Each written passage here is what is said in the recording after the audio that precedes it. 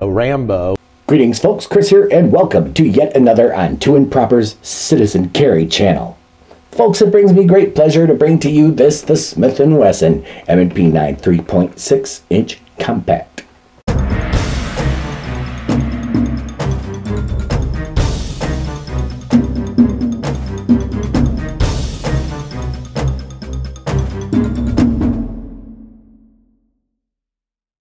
Okay folks, so here it is, the Smith and Wesson M&P 9 3.6 inch compact. Let's bring it up here close.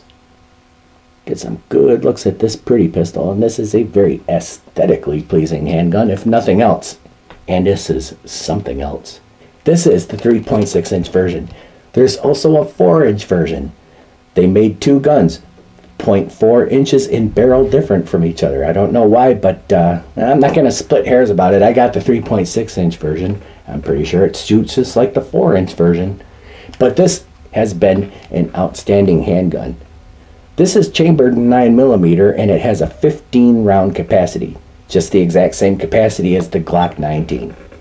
And if you remember from my last video on the Smith and Wesson M&P 9 3.6 inch compact, and I know you watch all of my videos anyway, so you did catch it. You remember me saying this? Some of you may remember I said a long time ago that if Smith and Wesson should ever come out with the M&P series in the same size and capacity format as the Glock 19, that kind of a compact size and a 15 round capacity, that I would bolt, not saunter, not wander, I would bolt to the store to go and pick it up. And that is exactly what I did. And hence, I've got the Smith & Wesson M&P 9 3.6 inch compact. How many times can I say 3.6 inch compact? But anyway, this has been an outstanding handgun. Again, a 15 round capacity. So for the purpose of carry, for the purpose of compact carry, which this is pretty good for, you've got 15 rounds and that's a pretty good capacity. There's a lot of argument about how many rounds are sufficient for defense situations, and a lot of people seem to come to the consensus that up to 8 rounds is good enough. So I imagine that 15 rounds is pretty good. Now I know somebody's going to come in correcting me because they heard something different from a different source or from a biased source, but that's what I heard. I think about 7 or 8 rounds was the round count. So 15 rounds, you would not be undergunned, especially with 9mm, which is more than sufficient for self-defense. Now that's going to ruffle the feathers of the 40 Smith & Wesson crowd. They've got the hairiest chests, but 9mm, you could believe me, is more than sufficient. Hell, 380 is. Anyway, this one is 6.8 inches long and it's 5.04 inches in height. So that's a pretty good dynamic for concealed carry when you've got a compact gun of this capacity. You've got some guns that are shorter than this, and you've got some other handguns like the SIG P365 and now the new Springfield Hellcat with 10 rounds, and it's much shorter than this. But this is from the old school, or it's sort of from the, I guess, older school. 15 rounds, not bad. This has been very comfortable to carry. But full disclosure, for the most part, I've been carrying this outside the waistband with a shirt draped over it. So it is comfortable that way, but I have indeed carried it inside the waistband and I have no complaints there either. This is 25.9 ounces. And I'm going to try not to bring Glock into the picture so much after this because, you know, Glock really does not dictate the market anymore. There's much better pistols than Glocks out there right now. And I know that's going to upset some people because they're going to want to hear how superior Glock is. And this one falls under the compact designation, which this is compact when you compare it to the M&P 9 full-size handgun, but it's not that much smaller than that one. And compact as a designation can be pretty confusing because some people are calling subcompact size compact, and some people are calling some full-size guns compact, and some think it boils down to round count. So a 15 rounder, they think that's a compact handgun, but is it a compact handgun when you compare it to, say, this, the Beretta M9? That's a full-size handgun, and that's 15 rounds as well. And then you got to take into account your high points and stuff like that, which are anything but compact. So what have you got? I think that compact, subcompact, full size all boils down to the manufacturer and how they decided to market it. I could have just simplified it and said this is a 15 rounder. But anyway, this ships with 2 magazines, 2 15 round magazines. Yes, I've got a loaded magazine here. I do that to deliberately cheese off the safety freaks, which would call this a loaded gun just because there's live rounds on the table. But I can guarantee you, before you begin virtue signaling, this gun is absolutely empty. See? Right there. There you go. Happy? Anyway, this is an unloaded firearm. And another good touch, which I've got to mention right here, is in the box when this gun arrives, it also comes with 2 spacers. So in the event you want to put in a 17 round magazine and use that, you've got spacers to close that gap, which would probably be open by about that much when you're putting in a 17 rounder. So that's a good touch. I wish more manufacturers would do something like that. And another thing is that this comes with 3 additional back straps in addition to the one that the gun shipped with. So you've got some customization options depending on what your hand size is. Some of them are fatter, some of them are larger this way. That seems to be the order of the day for most manufacturers now. No one wants to get caught behind on that one. Everyone's doing it. Now the M&P 9, this one here, has the regular standard painted 3-dot setup right here, which works very well for me. I'm pretty accurate with this handgun. I shoot this gun more accurately than I have shot many others. And I suppose that that is a subjective statement because a lot of people practice with the handguns that they get, as they well should, and then they become very accurate with those.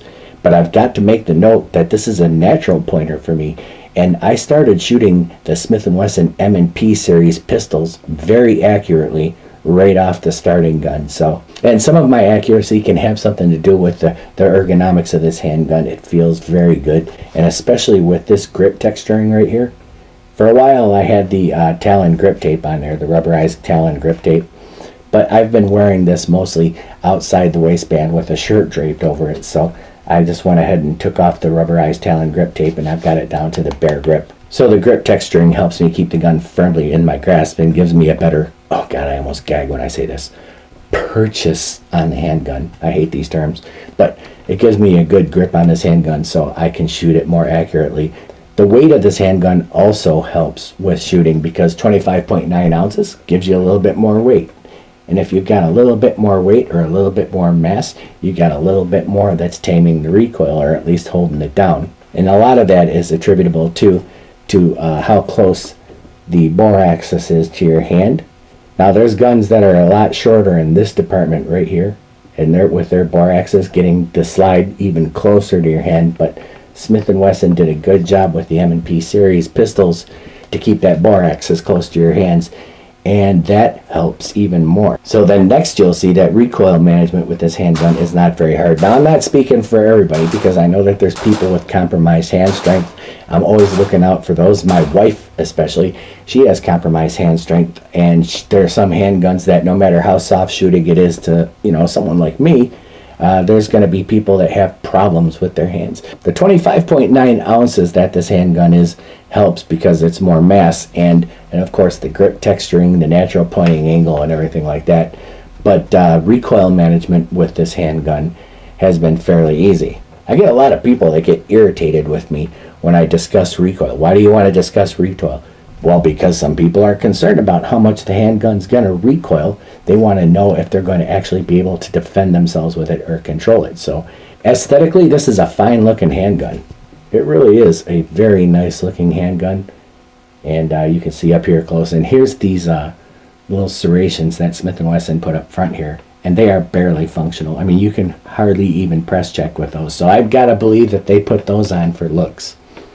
But the rest of the handgun, as we drag it across, and of course we've got the fish scale type serrations, the tastefully placed logos right here, as well as the writing and everything on the handgun. Everything was done very well. This is a very well made, very quality handgun. Even the grip panels and everything like that are done to look more attractive. So it looks just as good as it functions. Now, field strip and takedown with this handgun is a breeze, as you can see. You guys have been able to surmise by now that this handgun has been empty. I know that there were people just leaning on their keyboards waiting to tell me that I didn't check the handgun, but indeed it's empty, and I know when I have a loaded gun. You lock your slide back just like this. This is your slide stop slide release right here, and then right here is your takedown lever. So you swing your takedown lever down just like that, as you can see, release your slide stop, and then pull your trigger, and release the handgun. And here's your internals right here, and as you can see, this has a metal guide rod and spring assembly. Just pull it out and remove your barrel, and the internals right here are very nicely done. No machining marks. You can tell that Smith and Wesson does things right when you look inside these. Just as good as your H&Ks in 6 hours. Again, a metal guide rod and spring right here. This is the forward facing part right here. Metal guide rod and spring. And the barrel, oh my gosh, I'm about to use another term that I hate.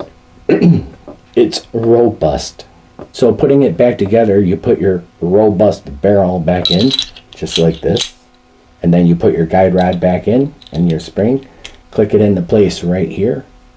Simple as that. Move it into position. Put your slide onto your frame. Move it back. Lock it back into position just like this. Flip your lever. Drag it back to here. Disco. Cool in the game. And you're all set to start shooting again. Alright, the trigger is a very good trigger, and this is improved from Smith & Wesson's first M&P 9 versions before they got to the 2.0. Now you can hear it right here. Alright, you can hear that. And then you get to the wall.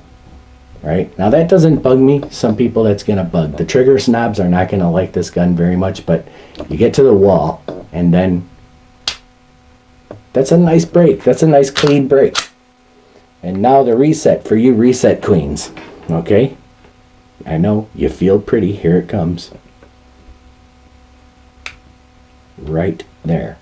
Now the previous criticisms on Smith & Wesson's M&P 9 series pistols before the version 2.0 was that the reset was mushy, or that you didn't hear it and it wasn't tactile.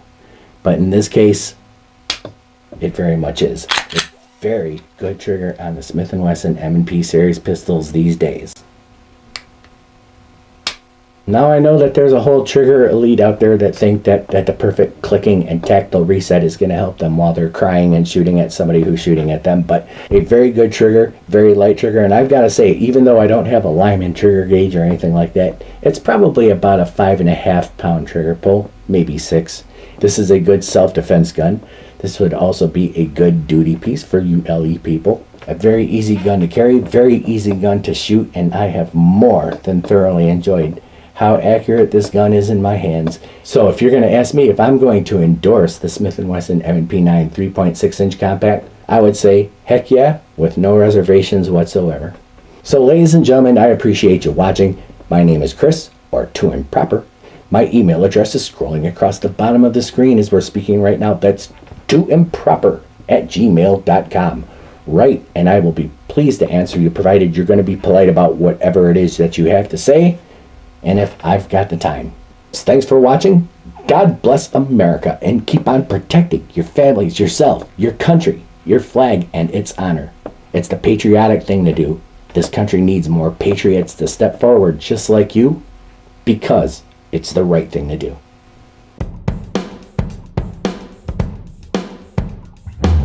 The Smith & Wesson M&P 9 Compact 3.6.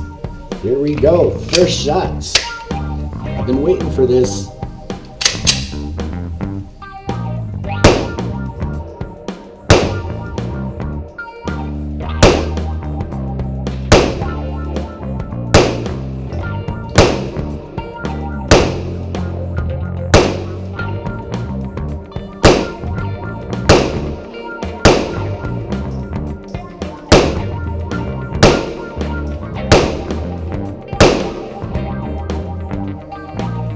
And clear, no problems. No problems at all. That's the first 15 shots with the Smith & Wesson M&P 9 3.6.